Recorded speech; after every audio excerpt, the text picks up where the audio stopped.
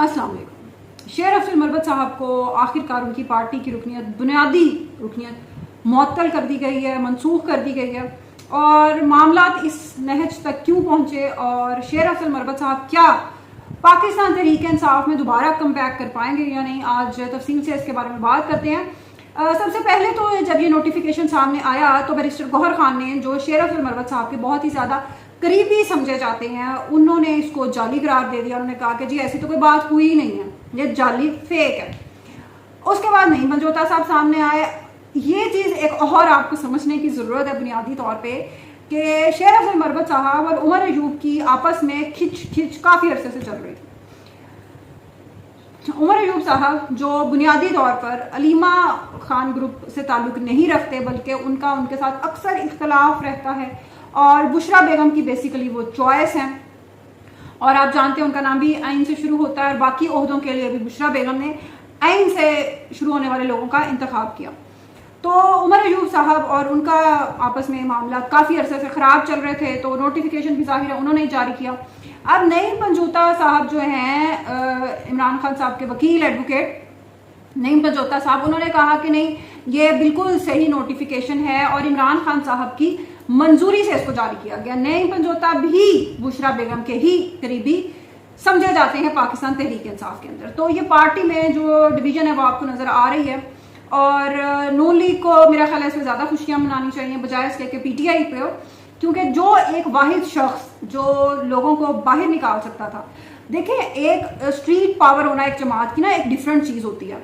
लोगों के अंदर मकबूलियत या लोगों की हमदर्दियाँ होना, ये जिस तरह के शरीफ किस्म के एलीट पंजाबी अर्बन क्लास की मैं अक्सर टर्म इस्तेमाल करती हूँ, जो पंजाबी अर्बन क्लास 8 फरवरी को धड़ निकली और उन्होंने जाके ठप्पे पे ठप्पा लगाया और इमरान खान साहब के मुंतखब करदा उम्मीदवारों को कामयाब बनाया। वो सारी अक्सरियत ये वो लोग हैं जो किसी जलसे में, किसी पुरअमन टाइप एक्टिविटी में तो जा सकते हैं, वोट डाल सकते हैं, या अपने फेसबुक या इंस्टा पे या व्हाट्सएप पे तो इमरान खान के साथ सॉलिडारिटी शो कर सकते हैं।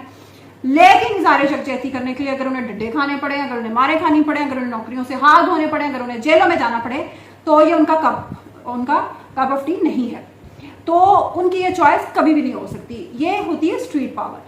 स्ट्रीट पावर यानी कि लोगों को घरों से बाहर निकाल लेना और एक मैग्नेटिक इफेक्ट पैदा करना और लोगों को ये यकीन दिला देना कि उनका बाहर निकलना इमरान खान के कॉज के लिए किस कदर ज़रूरी है। ये चीज़ करने वाला जो एक सबसे ताकतवर शख्स था तहरीक इंसाफ से, तहरीक इंसाफ उससे हाथ धो चुकी। आप क्या समझते हैं कि उमर अयूब या शिबली फराज या इस किस्म के लोगों के कहने पर कितने लोग बाहर निकल सकते हैं? ये पीटीआई में जो इस किस्म के शरीफ किस्म के लोग हैं, इवन वकील इस तरह की वो शख्सियत नहीं रखते जिस तरह सरदार लतीफ़ खोसा साहब, उनकी डिफरेंट पर्सनालिटी है, एग्रेसिव, उन्होंने हमेशा मौक़िफ़ लेना होता है। लेकिन इसी तरह का एक सलमान अकरम राजा साहब भी हैं, उन्हें 8 फरवरी को कहा गया कि भाई तुम चले जाओ या पोलिंग स्टेशन से बाहर चले जाओ, तो उन्होंने कहा ठीक है मैं चला जाता हूँ।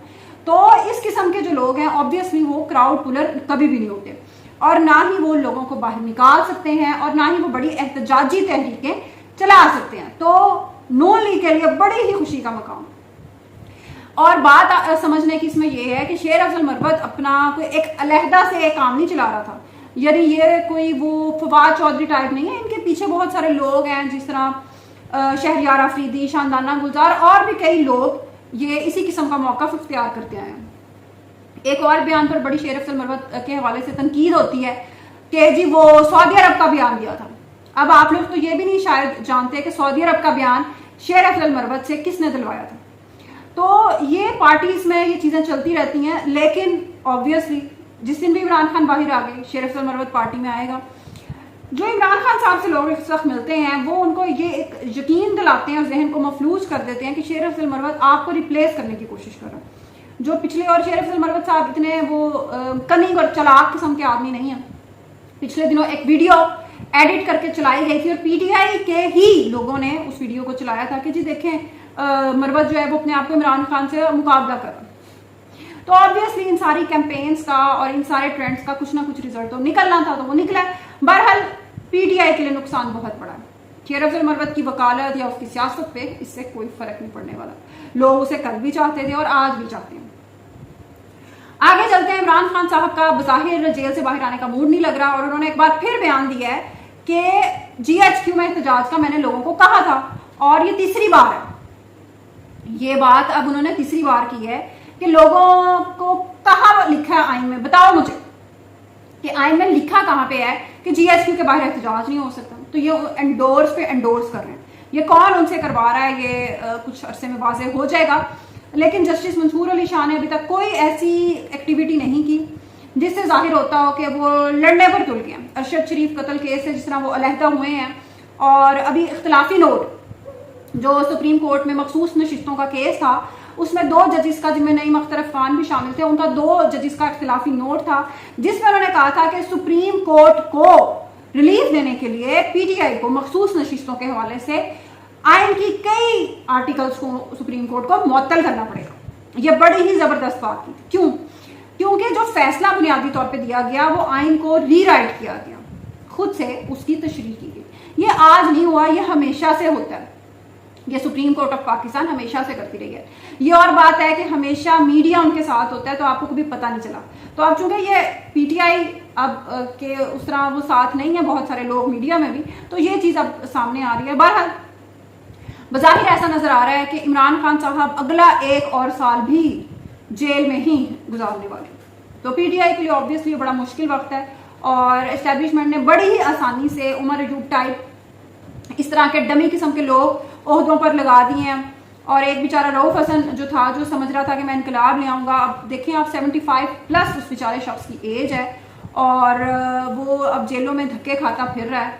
और अब केस ठीक है, केस गलत है, उसने गद्दारी की है। अच्छा, गद्दारी की डेफिनेशन तो यहाँ पे यही है कि जो शख्स भी आपके मतलब की बात नहीं करता हो ना, वो गद्दार है। तो आइन के मुताबिक मुकदमा चलाएं, आइन के मुताबिक कोई उसका गलती उसकी आती है तो सामने लाएं, उसको सजा दें। लेकिन इस तरीके से एक कैंसर सर्वाइवर को और एक ऐसे शख्स को जो एक पढ़ा लिखा, अखबारों में लिखने वाला, सोचने वाला, बात करने वाला शख्स है, उसको किस तरीके से जलील किया जा रहा है, बड़ा ही अफसोस का मकाम है।